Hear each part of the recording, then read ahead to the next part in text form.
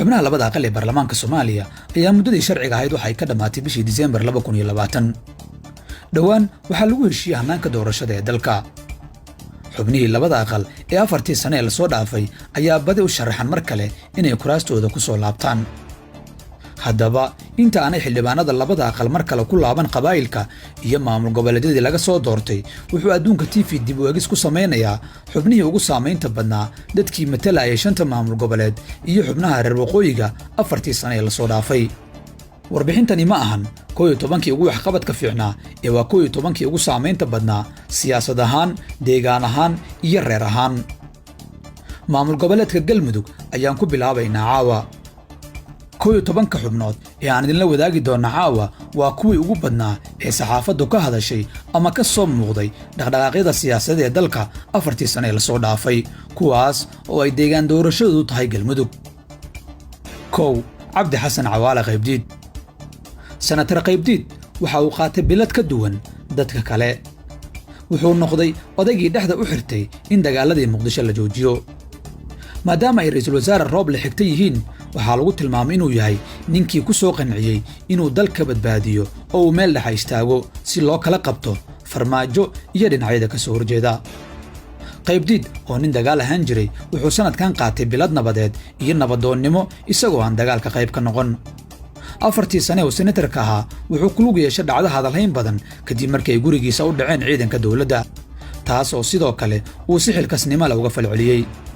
wuxuu ka mid ahaa xubnihii hogaamiye Xaaf ku qanciyay inaan Galmudug looga darin oo uu tanaasulo. 2. Senator Yuusuf Geelle Ugaas. Senator Yuusuf Geelle Ugaas oo loo garan og yahay Dhagay Geelle sida saaxiibkiisa Cabdi Qaybdiid wuxuu nabadoonnimo ka galay dagaaladii ka dhacay magaalada Muqdisho. inkastoo uu mowqif cad qaatay markay dowladdu isku dayday inay weerarto Saadiq John, haddana wuxuu ka mid ahaa xubnihii uu ra'iisul wasaare Rooble u xil saaray wada hadalsiinta isaga iyo mucaaradka. wuxuu xubin ka ahaa guddigii ciidanka ka saaray caasimadda. waxaa loo tiriyaa inuu yahay mid ka mid ah labadii xubnood ee wakhtiga iyo xoolaha geliyey inuu qoorqoor noqdo hogaamiyaha Galmudug.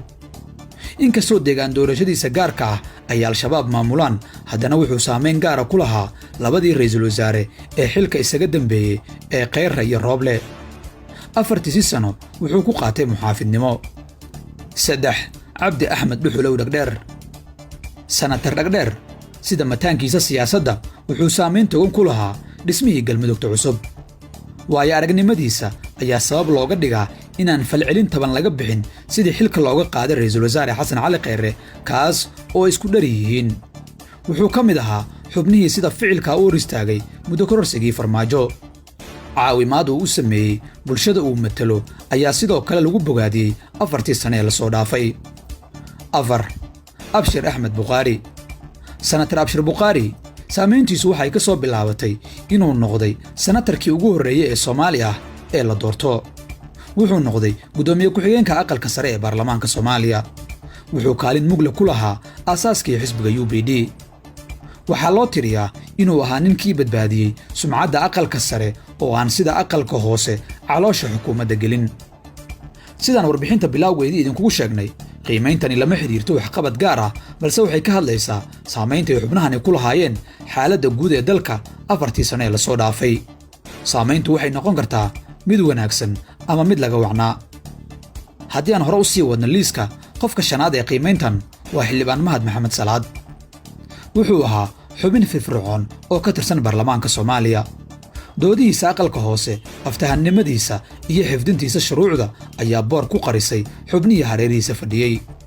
wuxuu qayb ka ahaa xildhibaanadii soo qabtay lacag 42 milyan ahayd oo laga waayay qasnada dowladda, sidoo kalena aan ku caddayn xisaab xirkii dowladda. xildhibaanku wuxuu kaloo si ficila u wajahay muddo kororsigii farmaajo. xildhibaan Mahad Salaad ayaa sidoo kale ceelbiyoodyo ka hirgeliyey deegaanadii laga soo doortay. 6. Cabdiraxmaan Maxamed Xuseen Odawaa. xildhibaan Odawaa xagga adeegga bulshada wuxuu koowaad ama labaad ka yahay xubnaha Galmudug oo dhan. wuxuu 4 sano ee la soo dhaafay ahaa mucaarad togan. wuxuu ka mid noqday musharaxiintii xilka madaxweynaha Galmudug. wuxuu adeegyo bulsho oo u badan ceelal biyoodyo ka hirgeliyey deegaanadii laga soo doortay. 7. Cabdishakuur Cali Mire.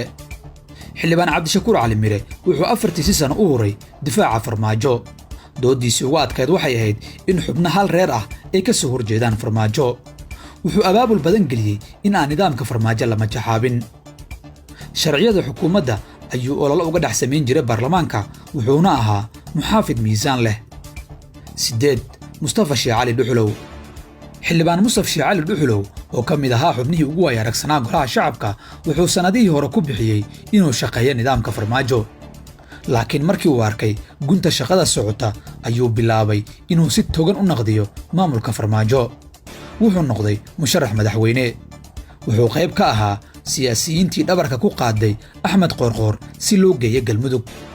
shaqadii uu ka qabtay in la diido muddo kororsiga ayaan sidoo kale la qarin karin. 9. Ubax Taaliil Warsame. xildhibaan Ubax Taaliil waxay 4 sano la soo dhaafo ahayd muxaafid aan isbedelin. difaaca farmaajo wuxuu ka ahaa mid aan gorgortan lahayn.